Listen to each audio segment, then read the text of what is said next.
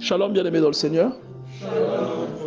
Soyez bénis au nom de Jésus-Christ. Bienvenue à notre session de mardi. Nous avons commencé le mardi dernier.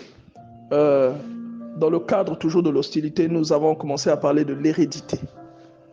Pour comprendre ce que nous avons hérité de Dieu, mais pas uniquement ce que nous avons hérité, mais également le lot qui accompagne cet héritage.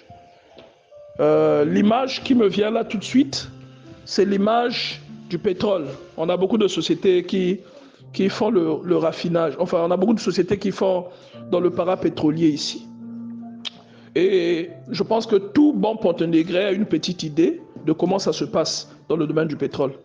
Vous savez que dans le domaine du pétrole, il y a des sociétés qui font ce qu'on appelle le forage.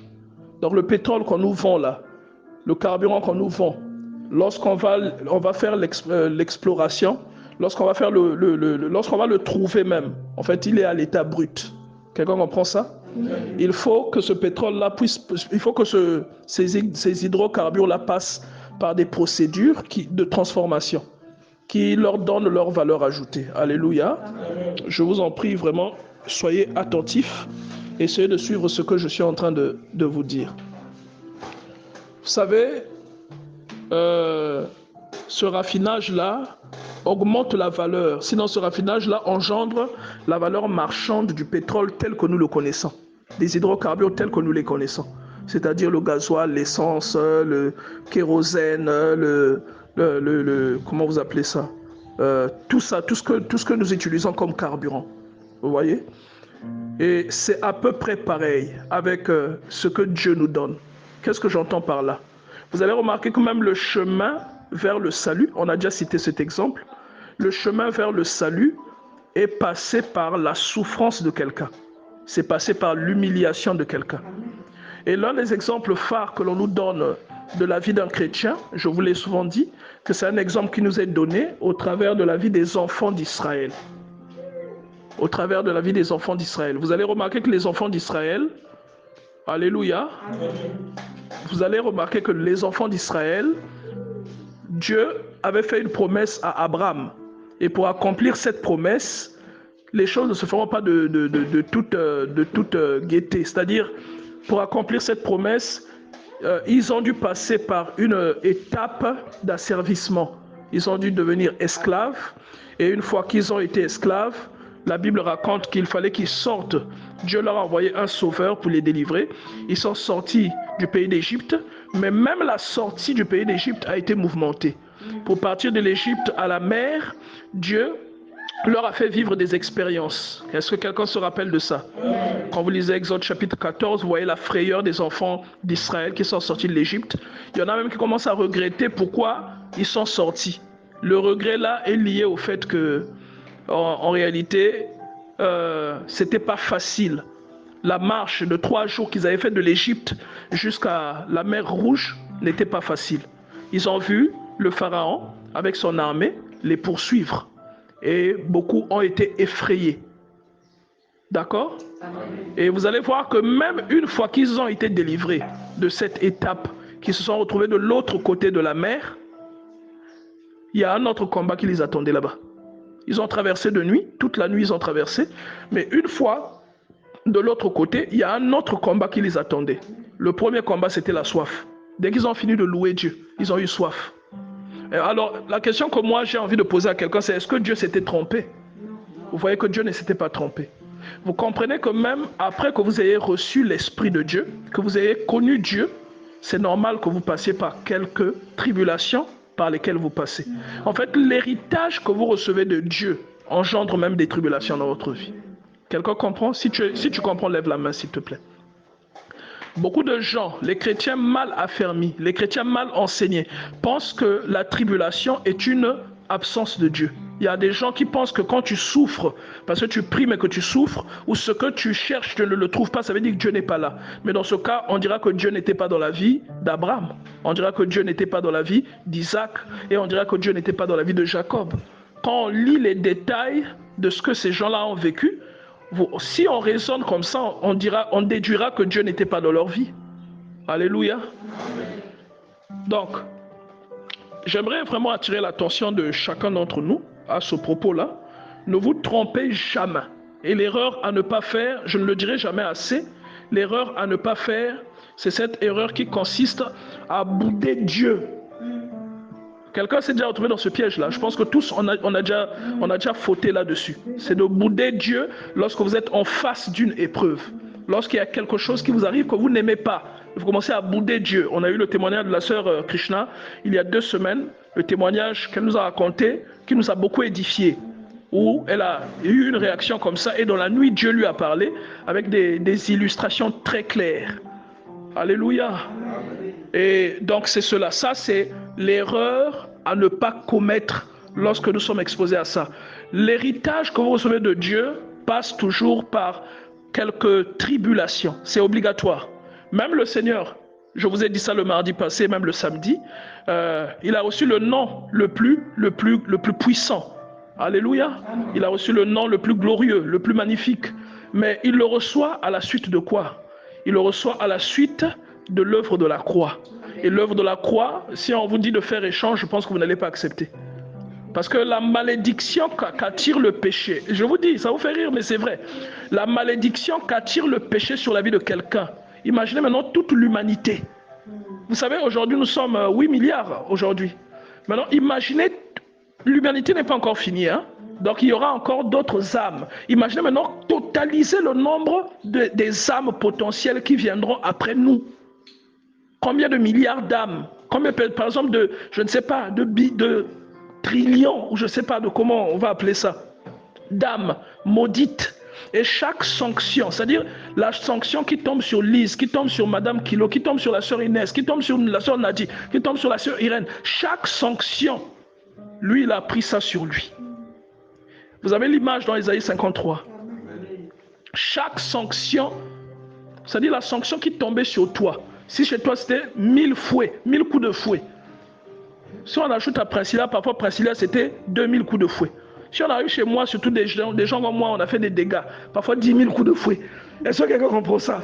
Donc on dit que tout ça là est tombé sur lui. Vous comprenez? Donc maintenant, vous qui courez vers votre salut, qu'est-ce qui vous arrivera? C'est pourquoi il est important d'être enseigné. C'est pourquoi il est important de comprendre ce que l'héritage engage. Quelqu'un avec moi? L'héritage, ce que ça engage. Et j'avais même pris un exemple sur la maternité. En parlant de la maternité, j'ai dit, vous voyez comment la maternité rend heureux. Moi, je me rappelle toujours quand la sœur Krishna était enceinte d'Immaculée. Je crois que c'est la pire grossesse qu'elle a eue sur tous les aspects. Hein. Parce qu'elle était devenue horrible à regarder. Horrible à regarder.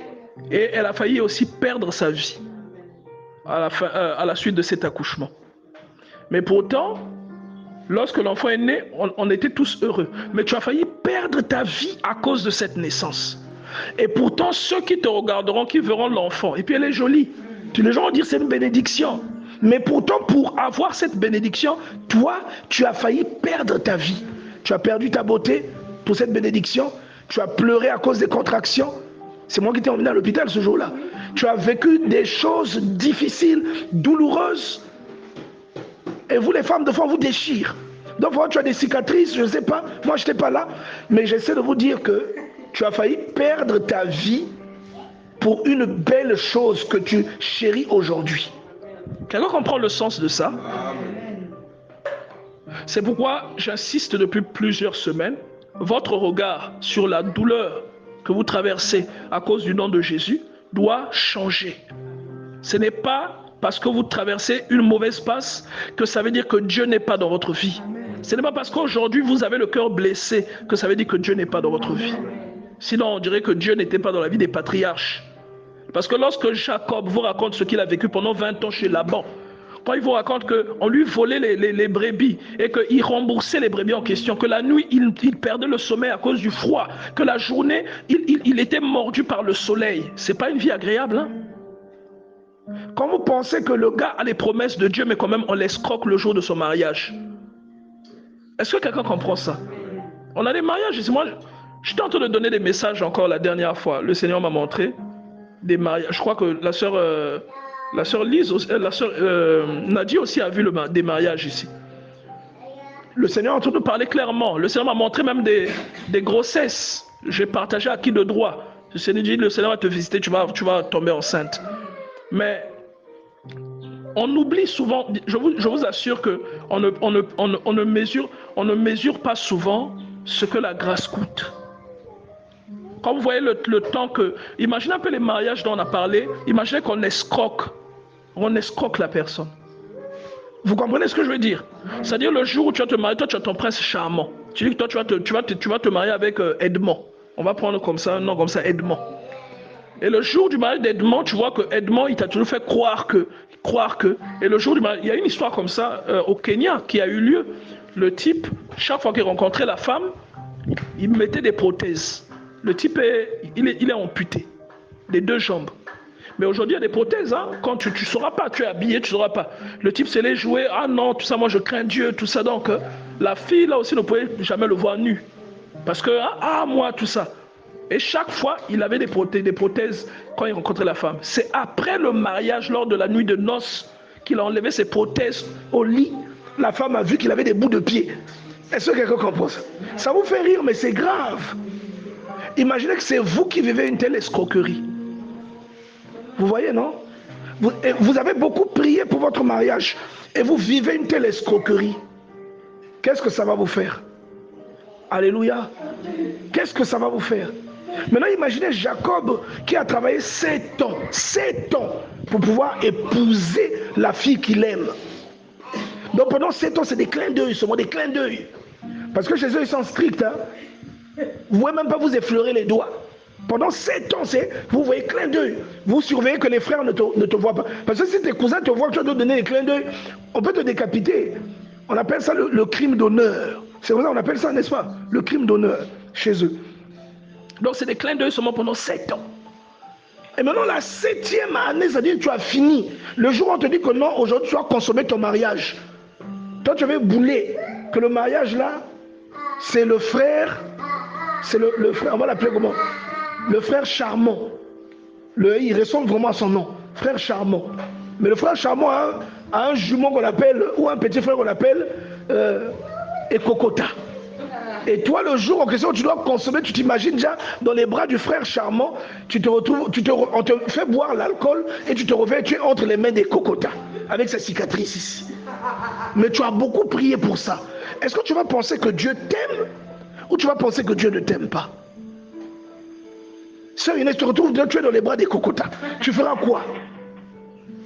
Est-ce que quelqu'un comprend ce que Jacob a vécu? Parce que pour beaucoup de gens c'est facile, hein? Mais Jacob n'aimait pas Rachel. La Bible dit, même quand ils ont commencé à avoir des enfants, il ne l'aimait pas. La Bible dit, Dieu vit que Rachel n'était pas aimée. Léa, pardon. Excusez-moi. Jacob n'aimait pas Léa. Il ne l'aimait pas. Et Léa aussi voyait qu'elle ne l'aimait pas. Que Jacob ne l'aimait pas. Elle en voulait à sa sœur parce que Jacob aimait sa sœur. Tu vois un peu? Donc quand vous voyez ça, vous pouvez vous-même vous représenter ce que c'est qu'avoir l'onction de Dieu. Et vous allez voir son frère Ésaü, qui n'avait pas l'onction, n'a jamais vécu ça. Qui a déjà remarqué? Qui s'est déjà interrogé là-dessus? Est-ce que Ésaü avait les problèmes que Jacob avait? Non. Il n'avait pas les problèmes que Jacob avait. Vous voyez? Vous allez avoir une difficulté. Votre copine qui faisait la vie, elle, parfois, elle est dans un pays développé avec un bon mariage. Vous avez des difficultés.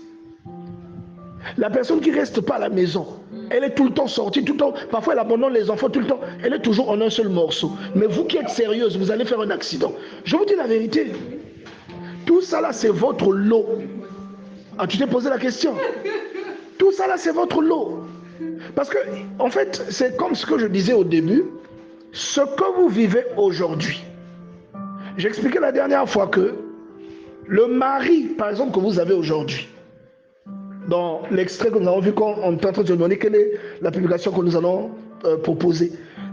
Vous pouvez vous dire aujourd'hui que votre mari, parce que pour les autres c'est le mari, les autres c'est la femme. Votre mari, ma femme est insolente. Ou bien mon mari n'est pas gentil. Et vous vous dites Dieu s'était trompé. Dieu ne se trompe jamais. Et il vous a démontré à plusieurs reprises que ce n'est pas se tromper que de vous avoir donné le mari ou la femme que vous avez. Il vous l'a donné avec le caractère qu'il a. Il vous a donné avec l'insolence qu'elle a volontairement. Pourquoi? Parce que cette insolence ou ce caractère va vous affûter au niveau où Dieu vous attend. La dernière fois, l'une d'entre vous m'a dit que si je n'avais pas rencontré cette difficulté, que si par exemple j'avais l'opportunité même d'aller ailleurs, je ne saurais pas devenir la chrétienne que je suis. Il y a l'une d'entre vous qui m'a dit ça. Alléluia. Donc, ce que vous vivez aujourd'hui, c'est votre lot. Votre lot, vous devez... En fait, c'est le devoir que Dieu vous a donné à domicile. Ça fait partie de votre héritage. Ça fait partie de la grâce qui vient dans votre vie. C'est-à-dire, cette grâce-là, lorsqu'elle vient, elle ne vient pas comme un couteau qui rentre dans le beurre. Non. Elle doit venir avec des grincements dedans. Des fois, elle vient avec des larmes. Des fois, elle vient avec la tristesse. Et c'est un mode opératoire constant. Regardez comment Jésus, vous serez d'accord avec moi que c'était une grâce pour Marie, n'est-ce pas? Mais il arrive dans la vie de Marie comment? En l'exposant à la mort. Personne ne s'est jamais entendu, personne ne s'est jamais... Je parie que vous n'avez jamais réfléchi à ça. Jésus, qui est une grâce, on dit, salut Marie pleine de grâce, c'est ce que Gabriel dit. Tu es bénie d'entre toutes les femmes. Mais le fruit, c'est ce que Élisabeth lui dit, mais le fruit des entrailles là, qui fait réagir Élisabeth comme ça, a exposé Marie à la lapidation. Parce qu'il suffisait que quelqu'un détecte que la grossesse ne venait pas de Joseph. Ou il suffisait que Joseph dise que ce n'est pas ma grossesse. Marie aurait été lapidée. Mais tout le monde est content. Ah, Jésus Christ, moi, David. Tout le monde est content. Tout le monde est content. Tout le monde ne voit que ça. Tout le monde voit, ah, Marie, il fallait que je sois moi Marie. Toi, tu allais accepter le stress que ça a représenté d'avoir un enfant qui n'est pas de ton fiancé. La moindre virgule qui manque, on détecte, tu es suspect. Peut-être que Joseph avait un meilleur ami, on ne sait pas, à qui il se confiait. Ce jour-là, il avait bu un peu d'alcool et qu'il s'était confié. La tête de Marie partait. Donc chaque grâce vient avec son lot. J'ai envie de dire, chaque héritage vient avec son lot de désagréments. C'est pourquoi vous voyez qu'il y a des chrétiens qui nous ont précédés, qui ont été donnés au lion. Nous, on est contents aujourd'hui, on dit les martyrs. Tu es content quand tu dis ça, hein? Oh, les martyrs de l'Ouganda. Quand tu cites Shadrach, Meshach et Abednego, tu es content, n'est-ce pas? On est tous contents, hein? Oh, ils sont entrés dans la fournaise du feu, le 4e homme. On est content. Mais si c'était toi, quand Dieu veut faire un exploit, il va t'exposer à une difficulté. Maintenant, ton exploit là échoue, ou ça met du temps à venir, parce que tu ne comprends pas la difficulté à laquelle tu es exposé. Tu n'en comprends pas le rôle. Tu comprends maintenant? Tu n'en comprends pas. Toi, tu pleures, hein? La difficulté quand tu te retrouves seul, surtout quand tu es seul, tu pleures beaucoup. Pour la chose qui est devenue un combat pour toi. Est-ce que quelqu'un comprend ça? Tu ne comprends pas le rôle. Alors que Dieu, je te dis la vérité, quand il va vouloir te bénir, le chemin que la bénédiction va emprunter pour venir vers toi, ça va être un chemin la plupart du temps qui te fera pleurer. Moïse, tout le monde parle de lui aujourd'hui. Tout le monde dit Moïse. Mais allez lire ce que Moïse dit souvent à Dieu. Lisez le livre d'Exode comment vous l'appelez, Exode, Lévitique, Exode, Nombre, Lévitique, Deutéronome, ou je ne sais pas comment. Lisez ces livres-là, vous allez voir comment Moïse se plaint auprès de Dieu. Pour dire, à un moment dans le livre de Nombre, il dit à Dieu, mais pourquoi est-ce que tu m'as donné la charge d'un tel peuple? Il se plaint. Est-ce que vous voyez ça? Pourquoi? Il dit, pourquoi tu m'as fait ça? C'est ton peuple, pourquoi est-ce que tu m'as... Parce que chaque fois, Moïse risquait la lapidation. Mais pourtant, Moïse, aujourd'hui quand on dit Moïse, toi-même tu imagines un barbu. Parfois, il n'était pas comme ça, mais tu l'imagines toujours avec la barbe. Chez eux, c'était obligatoire de garder la barbe. C'est même lui qui donne cette loi-là. Mais parfois, il n'était pas comme tu l'imagines. Alléluia. Donc, en fait, j'essaie de te faire comprendre que le passage par lequel tu passes aujourd'hui, qui est obscur, qui est ténébreux, même David t'a averti à l'avance. David dit, quand je marcherai dans la vallée de l'ombre de la mort, je ne crains aucun. Quand je marche dans la vallée de l'ombre de la mort, je ne crains aucun mal, car tu es avec moi. Et ça, c'est la maturité. La maturité dont je vous ai parlé en vous parlant d'Abraham, d'Isaac et de Jacob, David l'avait. Et vous voyez que dans les psaumes de la vie de David, il vit beaucoup de tribulations, mais il ne se plaint pas.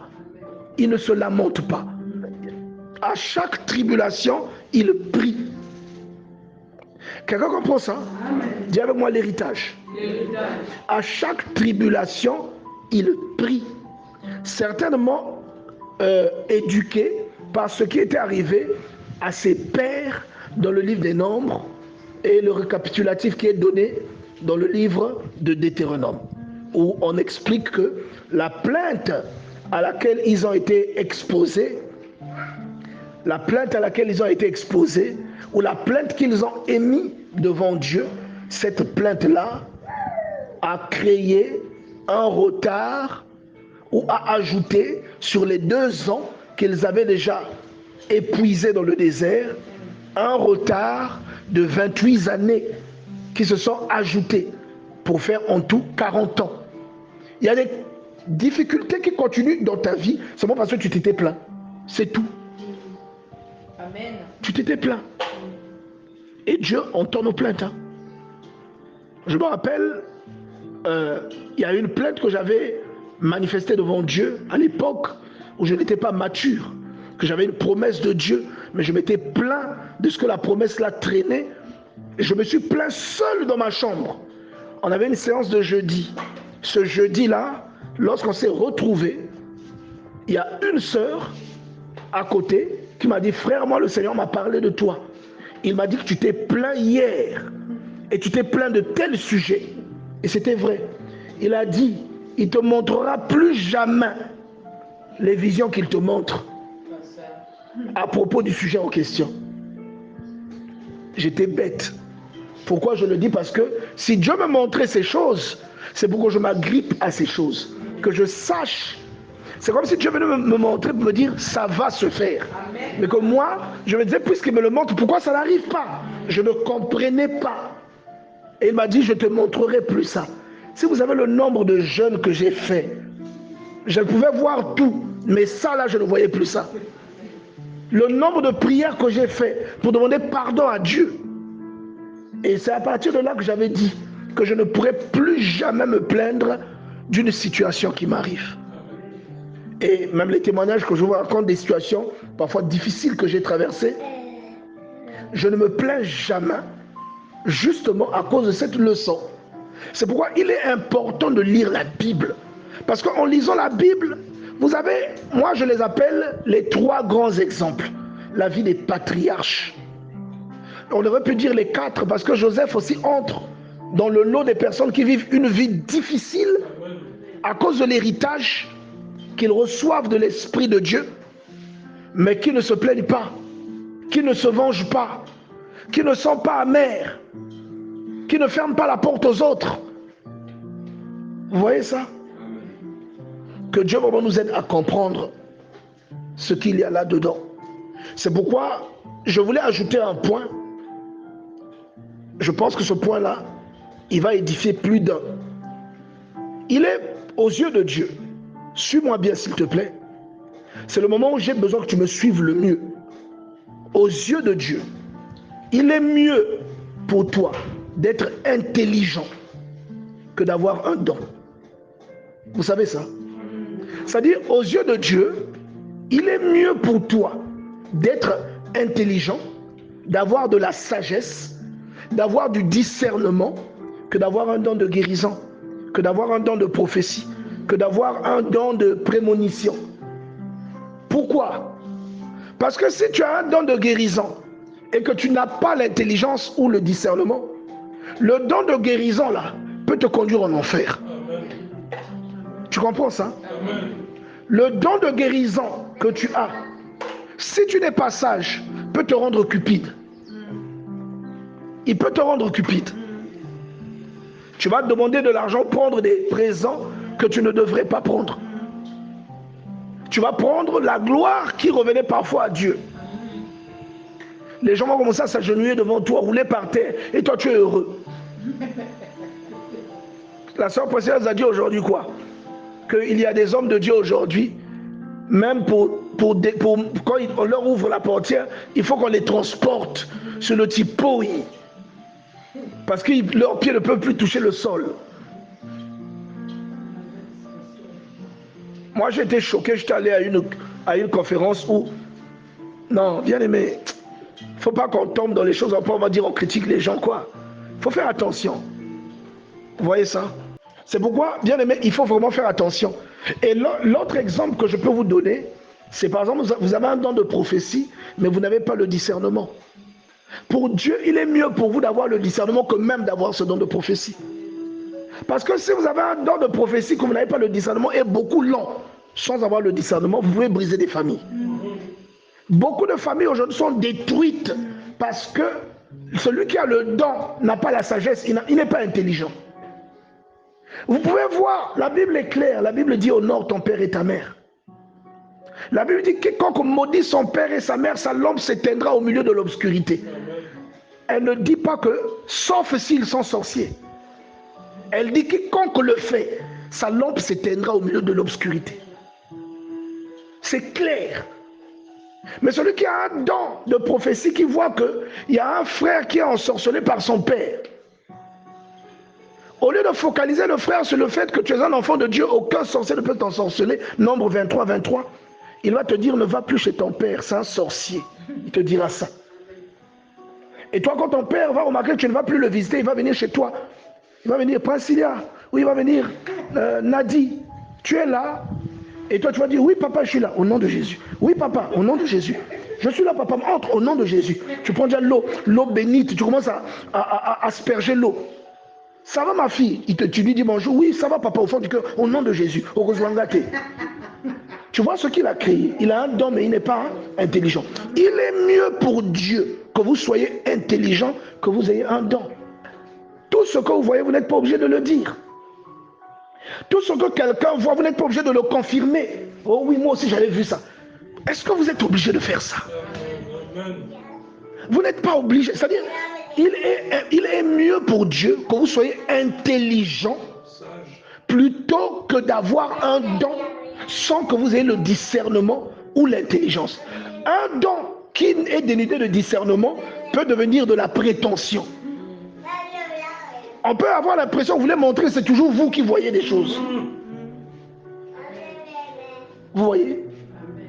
Donc pour Dieu, par exemple, vous voyez les patriarches. Joseph avait un don d'interprétation des signes et des présages, des songes. Il avait ce don. Mais il était intelligent également. Si Joseph n'avait pas l'intelligence en dépit du don, je vous garantis qu'il aurait pu marchander avec Pharaon, au point même d'énerver Pharaon. Qu'il aurait pu dire à Pharaon, je veux dire, mais il faut que tu m'aides. Et ça aurait coupé même l'élan du Pharaon de l'aider naturellement. Vous comprenez? Il aurait pu être animé d'un esprit de rancune ou de vengeance en face de ses frères. Mais ce qui le préserve de là, c'est le discernement qu'il a dans son cœur, ou l'intelligence qu'il a. Vous voyez? C'est ça en fait. Donc pour Dieu, comprendre toutes ces choses, comprendre que l'héritage engendre aussi parfois des tribulations, c'est être intelligent, c'est être sage. Quelqu'un comprend? En fait, quelqu'un qui a un don, quelqu'un qui a un appel, quelqu'un qui a le Saint-Esprit, mais qui n'a pas la sagesse. Et je vais vous rappeler que même lorsque vous lisez le livre d'Ésaïe, vous voyez que l'Esprit de Dieu peut venir dans votre vie avec des illustrations différentes de celles avec lesquelles il est venu dans la vie de Sœur Inès. Quelqu'un comprend ça? Nous avons l'exemple le plus tangible par l'illustration des dons spirituels. Vous voyez dans le livre de 1 Corinthiens au chapitre 12, l'apôtre Paul met l'accent sur la nuance des dons spirituels en précisant que tous ne manifestent pas les mêmes dons obligatoirement. Amen. Un tel peut avoir un don de tel, un autre tel peut avoir un autre don de telle illustration. Ça c'est le premier exemple. Mais vous avez d'autres illustrations, par exemple dans le livre de Ésaïe, où on te dit l'Esprit de Dieu reposera sur lui. On commence à te citer les différentes illustrations de cet esprit que lui il aura. On peut dire esprit de force et de sagesse, esprit d'intelligence et de crainte de l'Éternel. Ce n'est pas obligatoire que toi aussi, quand tu reçois ça, c'est toujours les mêmes esprits, le même esprit avec la même connotation. Non. C'est pour ça que vous voyez que quelqu'un d'autre, il aura un don de libéralité. C'est aussi un don. Partager, Koukaboula. C'est un don. Il y a des gens, ils ne font que ça. Vous voyez ça? Ils ne font que ça. Je vous dis la vérité. Il y a des gens, ils ont ce don-là. Ils aiment venir en aide aux gens. Et il y a des gens, il peut avoir ce don, mais s'il n'a pas la sagesse, ça devient de l'orgueil. Il va t'aider, il va dire je l'ai aidé. À ce moment-là, il annule lui-même la productivité, le fumier que ça constituait dans son héritage, pour que sa fleur devienne grande aux yeux de Dieu. Il va annuler ça. Et Jésus en parle, qu'il ne faut pas fanfaronner. Il dit que lorsque ta main droite donne, que la gauche ne sache pas ce que la droite a fait. Donc pour Dieu, une personne qui a le Saint-Esprit, mais qui n'a pas le discernement, qui n'a pas l'intelligence, c'est une personne qui court un grave danger. Parce que si vous avez le Saint-Esprit, si vous êtes appelé par Dieu, mais que vous agissez comme Myriam, la sœur de Moïse,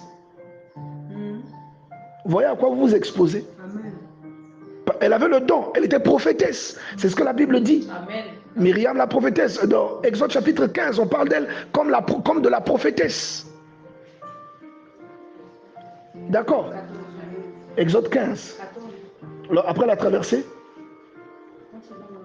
vous pouvez vérifier ça. C'est après la traversée, Exode chapitre 15, premier verset. On parle d'elle comme la prophétesse qui entame un cantique. C'est ça, non? Qui entame un cantique avec les autres femmes, en chantant l'Éternel qui a précipité le cavalier avec le soldat. Donc, du coup, Myriam, elle était prophétesse. Hein? Moïse était quoi? Prophète. Mais Myriam ne connaissait pas la hiérarchisation implémentée par Dieu. Elle était la sœur aînée de Moïse. Alléluia. Amen. La sœur aînée d'Aaron. Myriam était prophétesse, Moïse était prophète, on va dire Aaron était prêtre, d'après ce que la Bible dit. Vous voyez ça, non? Mais Myriam un jour a dit une chose, c'était pas méchant, c'était pas mauvais, mais c'était pas bien devant Dieu et contre Moïse. Amen. Pourtant, ce qu'elle disait n'était pas faux, mais là, le discernement qui lui a manqué a fait qu'elle soit atteinte de lèpre. Amen. Pour elle, c'était la lèpre. Mais pour quelqu'un d'autre, pour toi, ça peut être un célibat nanko. Dieu t'impose ça parce que tu avais mal parlé de quelqu'un. Ou tu avais agi mal là où le discernement aurait dû avoir lieu. Est-ce que quelqu'un comprend ça? Vous voyez l'illustration, non? Amen.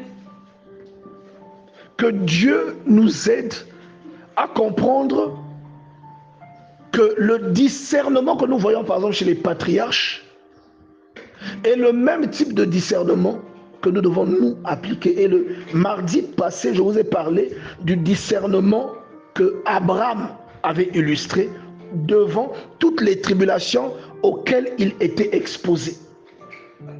Abraham a été sage. Il n'a pas seulement été rempli, ou il n'a pas seulement été l'ami de Dieu, mais il a aussi été mature. Le type, jusqu'à 75 ans, il est comme ça. Il ne veut pas prendre une autre femme, parce qu'il connaît la profondeur derrière ces choses-là. Jusqu'à ce que sa femme lui demande de le faire. Quelqu'un comprend ce que nous sommes en train de dire là? C'est de la sagesse. C'est de la sagesse. Dieu lui dit de lui offrir son fils en sacrifice. Lui, il accepte. Mais comme il est sage, il sait qu'il ne peut pas en parler à la maman du fils. S'il en parle à la maman du fils, qu'est-ce qui arrivera? Le sacrifice là n'aura pas lieu. Et la grâce qu'il reçoit ce jour-là, il ne la reçoit pas. La révélation qu'il reçoit, le miracle qu'il vit, il ne le vit pas. Vous voyez la différence? Qu'est-ce qu'il fait? Même au serviteur qui l'accompagne, il ne dit rien.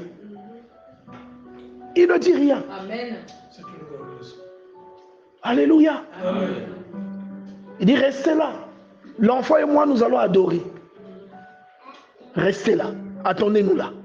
À la maman, il n'avait rien dit. Hein. Je te jure que si Sarah savait, Isaac, il y aurait eu bagarre ce jour-là. Son fils unique, Amen. qu'elle a eu à 90 ans. Amen. Vous comprenez ça? Amen. Donc Abraham, voilà pourquoi je dis que nous devons être sages. C'est cette sagesse dans l'héritage de l'onction que tu as qui te permet de nuancer. Lorsque un mal t'arrive, tu vas nuancer en sachant que ce mal n'est pas une malédiction, c'est une épreuve. Surtout lorsque tu es en train de vivre le mal en question et que le frère Morel te dit, sœur Inès, je t'ai rêvé. Mais le rêve contredit ton mal. Qu'est-ce que tu cherches dans la vie? Amen. J'ai même envie de te tirer de l'oreille. Qu'est-ce que tu cherches dans la vie? Quelqu'un comprend ça? Toi, tu es en train de galérer pour trouver un travail. Le frère Morel te dit, sœur Inès, sœur Irène, j'ai rêvé que tu travaillais, j'ai dit, oh, tu nous as reçus dans ton bureau. Mais toi, tu sais que tu déposes des dossiers, on ne te répond jamais. Qu'est-ce que tu ne comprends pas? C'est Dieu qui est en train de te dire que ce n'est pas une malédiction, c'est une épreuve. Le boulot viendra. Voilà pourquoi j'aime à répéter une chose. Si ce que tu as vu dans ton songe, ce n'est pas ce que tu vis, ça signifie que ce que tu vis aujourd'hui passera. Ce que tu avais vu dans le songe arrivera.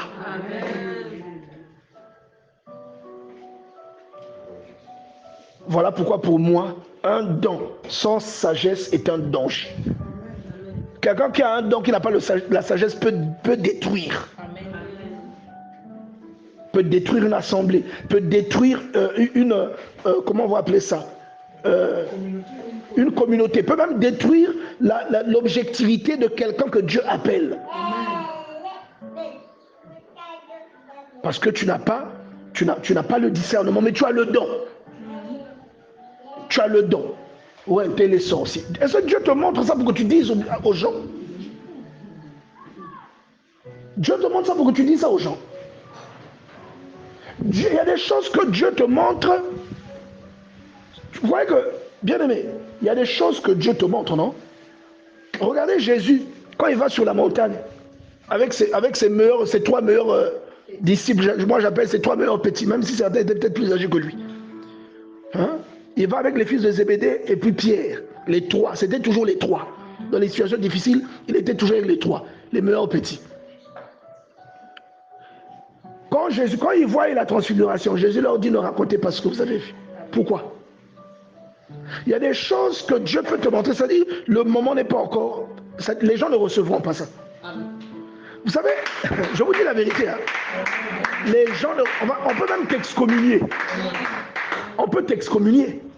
On peut t'excommunier. Vous savez, ce que l'apôtre Paul, ce qui a créé l'apôtre Paul des problèmes, ce sont les choses qu'il voyait, que Dieu lui révélait.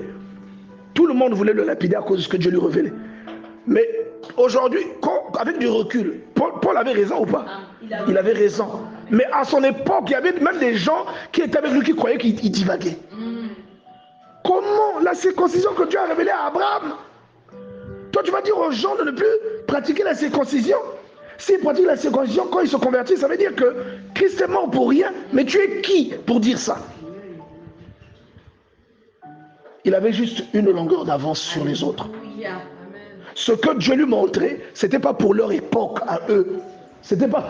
C'est-à-dire que le judaïsme était tellement ancré chez certains qu'ils ne pouvaient pas accepter ça. C'était un homme à abattre. Parce que pour eux, ils détruisaient le judaïsme. Paul avait déjà compris de son époque que le temple symbolisait seulement l'être humain. Il avait compris ça. Il avait compris que la circoncision, c'était seulement la conformisation par le baptême. Il avait compris beaucoup de choses que les autres ne comprenaient pas. Et quand tu reçois Christ, tu n'as plus besoin de pratiquer ça. Eux, ils disent blasphème. Les interdits. Même Pierre qui était lent à comprendre. Un moment, Dieu vient lui dire, Pierre, prends, tu et mange. Paul avait déjà compris ça. Et même malgré que Pierre, on vient lui raconter, on vient lui dire de prendre, tu et mange. Malgré tout, lorsque Jacques revient de Jérusalem, il s'esquive, il se retire, il ne veut plus traîner avec les païens. Il ne veut plus manger avec les païens. Mais pourtant, vous voyez un peu ce que je veux dire? C'est-à-dire que Dieu nous donne l'intelligence de comprendre l'héritage. Ce que ça entraîne, parce que l'une des raisons de l'absence de croissance chez beaucoup d'entre nous, c'est parce que nous avons des dons, mais nous n'avons pas le discernement. Toi, tu as des dons, tu guéris, tu pries pour des gens, les gens sont guéris, mais ton problème te fait pleurer. Tu es sérieux? Tu es sérieux? Sincèrement. Donc, des fois, quand tu as ton problème, des fois, tu penses même au suicide dans ton problème. Mais pourtant, toi, tu pries pour les gens, ça marche. Le fait que ça ne marche pas sur toi, mais Joseph se serait suicidé en prison. Amen. Joseph gère les gens qui sortent de prison. Lui-même, il est là. La Bible dit que les chansons l'a oublié en prison, alors qu'il avait dit, souviens-toi de moi. Il l'a oublié. Il est resté encore 2 ans en prison. Pourquoi il ne s'est pas suicidé? Mais si c'est un revanchard, un grincheux, il aurait même dit, quand on lui a dit non, Pharaon, hein, il aurait dit à Pharaon, je n'aurais pas expliqué. Il aurait dit ça. Ou il aurait boudé Dieu. Je ne prierai plus. Je n'ai rien fait, tu m'as envoyé, je ne prierai plus. Et il allait bouder Dieu, l'esprit allait s'attrister, ça allait rétrécir. Et lorsque Pharaon allait l'appeler pour expliquer le rêve, on lui raconte le rêve, il dit boabou, boabou. Il ne comprend pas le rêve, c'est quoi? Parce que l'esprit qui lui donne la compréhension là est parti. Pourquoi? Parce que lui, il s'est attristé. L'esprit l'a quitté. C'est là où tu ne comprends pas qu'il y a beaucoup de choses que tu vis qui sont la manipulation du diable dans ta vie. Seulement pour te séparer de Dieu. Il y a des tristesses qui rentrent dans ta vie. Le but de ces tristesses, c'est seulement de te séparer de Dieu. Dieu m'avait promis, mais ça n'arrive pas. Ah, le A, là, c'est fini. Fois 2. Dieu te dit, prends tes bagages, retourne à la mer Rouge. Est-ce que tu comprends ça? Amen. Oh, le peuple d'Israël a pleuré, il dit non, Moïse, on a péché. Il dit, n'allez pas, Dieu, on va aller combattre. Et Dieu n'est pas avec vous. Tu n'as pas compris que tout ce que tu as eu jusqu'à aujourd'hui, c'est lui qui t'a accompagné. Ayons le discernement de ces gens. Ayons le discernement de Isaac. Ayons le discernement de Isaac. Il faut croire vraiment en Dieu pour épouser une femme qui ne met pas au monde alors que tu es milliardaire. Et pendant 20 ans, tu es tranquille avec la même femme, alors qu'il y a beaucoup de femmes qui te font des clins d'œil. Même les autorités du pays te reconnaissent en toi. Ils disent que tu es plus puissant que les autorités du pays. Donc tu as du pouvoir. Tout le monde va te flatter. Mais ta femme ne met pas au monde et toi tu es tranquille. Tu es tranquille. Est-ce que quelqu'un comprend ça? Tu ne vas pas vers d'autres femmes. C'est curieux. Alléluia. Vous-même, vous ne voyez pas que c'est curieux? Ou bien je suis le seul à voir ça? Mais si ce n'est pas de la sagesse, c'est quoi? Et c'est de la même manière que Dieu veut que nous assumions patiemment, que nous expérimentions patiemment les tribulations devant lesquelles nous sommes exposés. Amen. Moi, les promesses que Dieu m'a faites, je vous ai dit ça. Ça fait 10 ans. Non, ça fait 9 ans. Une promesse que Dieu m'a faite, ça fait 9 ans. Mais quand je rêve, chaque fois que je vois sur le sommeil, je dis, c'est sûr que ça va arriver demain. C'est tellement réel quand je vois ça. Tellement vrai. Je dis, ah, ça obligatoire, ça c'est, dans 2 mois, ça va arriver. Zéro moukaté. Ça fait 9 ans aujourd'hui. Mais ça ne fait que... Et c'est tout le temps. Je ne fais que voir ça. Donc si j'étais encore bête comme un dindon, comme à l'époque, j'aurais dit à Dieu, pourquoi tu me montres ça depuis 9 ans et ça n'arrive pas? J'aurais dit ça. Donc la sagesse veut que tu ne raisonnes pas comme ça. Sinon Job ne saurait pas qui il est. David ne saurait pas qui il est. La Bible te raconte qu'est-ce que David avait demandé. Rien du tout, il n'avait rien demandé. Mais la Bible t'explique comment David reçoit l'onction. Il était tranquille, le pauvre. Hein? Il était tranquille dans les pâturages. Tranquille. Amen. Mais le jour où il reçoit l'onction, ses problèmes commencent. Dès qu'il reçoit l'onction, ses problèmes commencent. Le premier citoyen de son pays devient son ennemi juré. Et ça, on imagine le frère Morel. Et ça, on imagine le frère Morel, il va se dire, ah, moi là, je suis simple, je n'ai moi rien. Maintenant, le fils du président devient ton ennemi. Chaque fois, il est où, on te fouille. Et un jour, quand tu réfléchis, tu raisonnes, tu dis, c'est depuis que j'ai eu l'onction qu'il y a ce truc-là. Tu vas aimer l'onction en question. Si tu n'es pas sage, tu vas dire, Dieu, prends ton truc. Remets-moi ma vie. Mais c'est ce que le peuple d'Israël faisait chaque fois qu'ils avaient soif. Il dit, ramène-nous en Égypte. C'est comme s'il dit, prends ton héritage, nous on n'a pas envie, ramène-nous en Égypte. Quelqu'un comprend ça? Oh, on est fatigué de manger cette même nourriture tous les jours. Ah, lorsque nous étions en Égypte, assis près des chaudrons de viande, nous mangeons de la viande à satiété. Vous voyez un peu? C'est ça, Seigneur. Moi, j'arrive plus avec ton histoire là, non. Depuis seulement que j'ai accepté de te servir, je galère maintenant. Depuis que j'ai accepté de te servir, on blague maintenant trop avec moi. Il y a beaucoup de gens qui vivent ça ici. Ah, je préfère aller sur me prostituer, quoi. Je préfère aller me prostituer. Quand j'étais avec tonton Johnny, j'avais toujours Canal+. J'avais toujours Congo Télécom. Mais depuis que j'ai écouté la parole, que j'ai dit je renonce, même pour payer le gaz, c'est un problème. Ah non, je vais moi repartir, tu écris un SMS à tonton Johnny. C'est ça, c'est la même chose. C'est la même chose. Renvoie-nous en Égypte. Nommons un chef et retournons en Égypte. C'est la même chose. Quand vous lisez dans le livre de Nombre, nommons un chef et retournons en Égypte. Donc que Dieu vraiment nous donne cette sagesse qui nous manque. Cette sagesse qui nous manque, bien aimé dans le Seigneur. Celle qui nous permet de comprendre les choses qu'un païen ne peut pas comprendre. Si nous sommes des chrétiens, vous devez savoir que le juste vivra par la foi. Hébreux chapitre 11, verset 6. N'oubliez jamais la foi. Donc même ton raisonnement va devenir incohérent. Mais si tu réfléchis avec le cerveau, tu analyses tes choses avec ton cerveau. Oh non, Seigneur, moi j'ai la charge, tu prends mon boulot. Ah, ceux qui te servent pas, ils sont toujours là. Moi, tu prends mon boulot. Toi, tu ne comprends pas qu'il a pris ton boulot pour t'élever. Il a pris ton boulot pour que tu le découvres. Il a pris ton boulot pour te montrer il te montrer le potentiel caché en toi. Thomas Edison s'est fait renvoyer de l'école. Vous connaissez Thomas Edison? Celui qui a inventé l'ampoule électrique. Il s'est fait renvoyer de l'école au CM2. Est-ce que vous comprenez ça? Allez lire les difficultés qu'Albert Einstein rencontrait. Jusqu'à l'âge de 5 ans, il ne parlait pas. Il ne savait pas parler. Donc, la difficulté, ce n'est pas toujours ce que vous croyez. Parce que pour vous, quand on dit héritage, donc c'est bien. Mais je vous ai dit le mardi, lorsque vous héritez d'une maison, si la maison là a des fissures, vous allez hériter aussi des fissures là.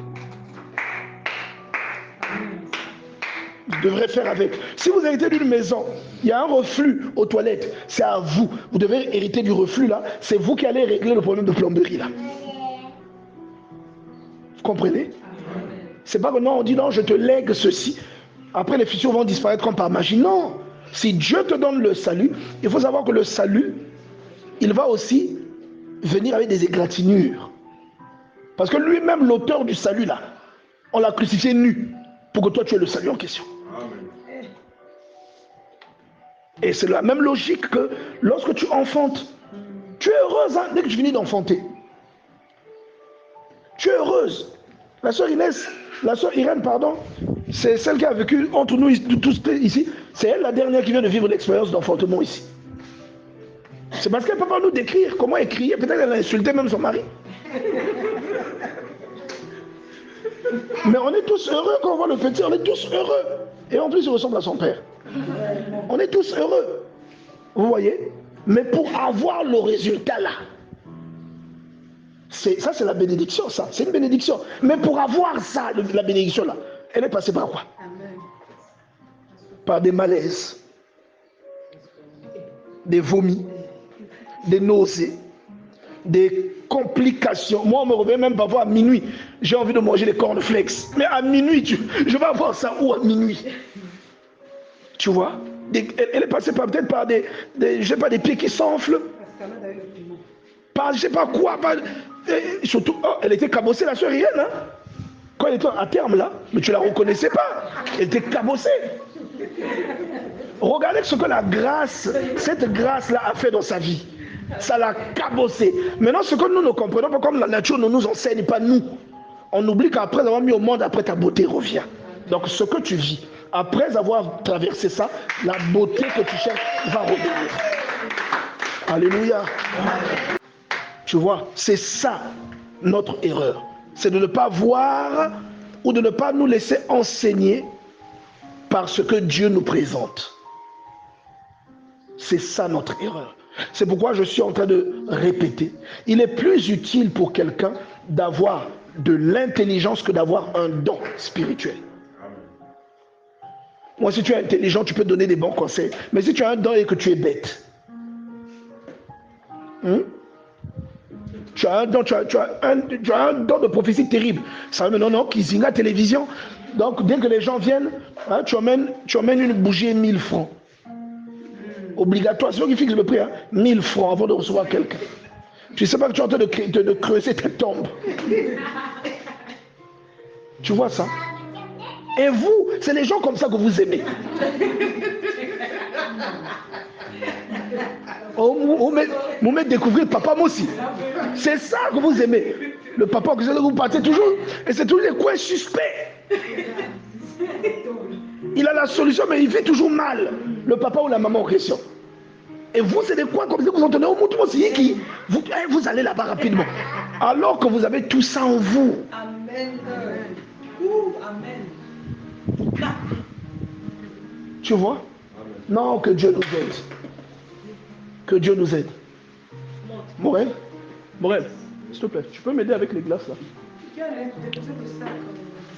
Que Dieu nous aide, bien-aimés dans le Seigneur. Alléluia. Que Dieu nous aide. Non, vraiment que Dieu nous aide, quoi. Que Dieu, c'est ça ma prière. Ne soyons pas seulement des chrétiens. Hein, les chrétiens, alléluia, amen. Moi, c'est comme ça que je dis, un chrétien, alléluia, amen. Bah, alléluia.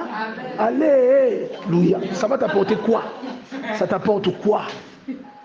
Depuis que tu dis alléluia en question, si tes problèmes ne changent, ça veut dire que ce que tu cherches ne vient pas. Ça veut dire qu'il y a une chose que tu fais que tu ne devrais pas faire. Il y a une chose que tu fais que tu ne devrais pas faire. Ou encore, il y a une chose que tu fais mal. Et quand je dis faire là, ce n'est pas des actes, hein, c'est dans ta conscience, dans ta pensée.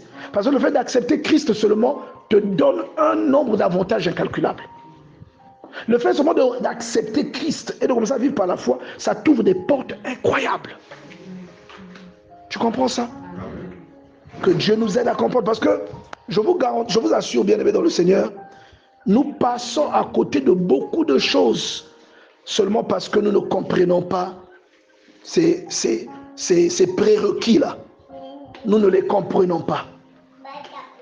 Nous ne les comprenons pas. Que Dieu nous aide. Que Dieu nous aide avec ça. Vous voyez? Donc, je vais récapituler pour qu'on clôture. Il est plus bénéfique pour le royaume des cieux de t'avoir, toi, avec de la sagesse, que de t'avoir avec un don de parler en langue, avec un don de prophétie, alors que tu n'as pas de sagesse. Parce qu'un don chez une personne qui n'a pas d'intelligence, qui n'a pas de sagesse, devient une arme très dangereuse. Surtout chez une personne qui a le touba-touba. Alléluia. Chez une personne qui a le touba-touba, une personne qui ne sait pas garder les choses, une personne qui ne sait pas discerner avant de parler aux autres. Même ce que tu ne dois pas dire, tu le diras. Vous comprenez ça? C'est-à-dire que si moi, Dieu me montre que la sœur Nadi, elle a un petit makangou, à part son mari, donc moi, si je n'ai pas le discernement, comme je ne sais pas discerner, je vais maintenant, le jour où la sœur Nadie n'est pas là, vous savez, la sœur Nadie, elle a un mari, hein, quand vous la voyez comme ça. Est-ce que je construis ou bien je détruis? Vous voyez que la sagesse est beaucoup plus utile. Donc, si vous avez des dons, je vous en conjure, demandez la sagesse à Dieu. Jacques dit que celui qui manque de sagesse peut la demander. Il s'adresse à des chrétiens qui ont le Saint-Esprit. Il s'adresse à des chrétiens qui ont le Saint-Esprit. Celui qui n'a pas de sagesse, qu'il la demande. Dieu la lui donnera. Réfléchissant et imitant les patriarches, imitant ceux qui nous ont précédés. Les problèmes de David sont arrivés. Le type, dès qu'il a eu l'onction, Saül est devenu son ennemi. Voilà, tout le public commence à l'aimer. Et les suppôts de Satan commencent à le haïr. On le poursuivait maintenant partout. Et moi je vous ai dit la dernière fois, tout le monde dit, ah David, il a souffert, hein? Amen. Je ne sais pas si vous avez déjà dormi dans une grotte, hein? Dans une caverne, avec au moins 400 personnes. Hein? On dit qu'au moins 400 personnes l'ont rejoint. Il est devenu leur chef. Et il s'est retiré dans la caverne d'Adulam. Je ne sais pas si vous avez déjà vécu dans une caverne. Pendant l'hiver, dans le froid là, dans une caverne, vous faites comment? Quand il pleut, vous faites comment? Je ne sais pas si vous avez déjà vu la caverne d'Adulam, même sur Google, vous pouvez trouver ça. Il y a même un creux là, au-dessus. Donc ça dit, s'il pleut, l'eau entre. Vous faites comment? Et lui, il avait la grâce, il avait la sagesse. La Bible montre comment Saül est tombé 2 fois dans son piège. Mais parce qu'il avait la sagesse, il n'a pas commis l'irréparable. Ce ne sont pas toutes les opportunités que tu dois exploiter. Il y a des opportunités qui sont des pièges. Il y a même des opportunités qui sont des tests de la part de Dieu. Parce que Dieu montre Saül, c'est-à-dire là où David est caché avec ses soldats, c'est là où Saül entre pour aller faire caca. Vous voyez ça? Là où David est caché avec ses soldats parce qu'il a vu Saül, Saül entre là-bas, attendez, moi je vais faire caca. Il rentre là-bas. Dans la Bible, on dit se couvrir les pieds. Mais ça veut dire faire caca. On va appeler ça comme ça. Et pendant que Saül est en train de faire caca, David va dans son dos. Mais quel risque! Jusqu'à couper le pan de son vêtement et reculer calmement. Il avait dû se boucher le nez. Il reculait calmement là. Tu vois? Et quand Saül sort,